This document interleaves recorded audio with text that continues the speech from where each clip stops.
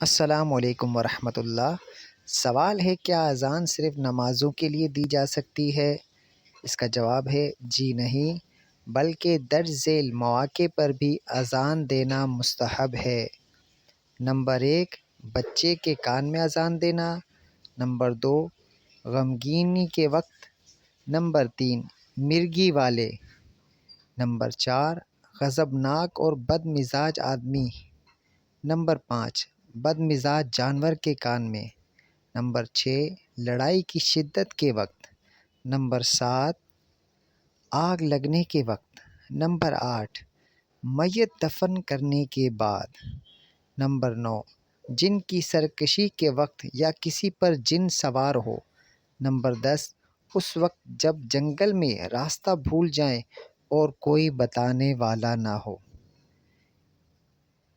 Number 11، وبا کے زمانے میں بھی اذان دینا مستحب ہے۔ پیارے ناظرین، آپ سے گزارش ہے JSSR اسلام چینل کو سبسکرائب کریں اور ساتھ میں بیل آئیکن کے بٹن کو بھی دبائیں کہ آپ کو ہماری دینی معلوماتی ویڈیوز ملتی رہیں، اور صدقہ جاریہ ہے اگر آپ اس ویڈیو کو شیئر کریں ثواب کی نیت سے۔ والسلام علیکم ورحمۃ اللہ وبرکاتہ۔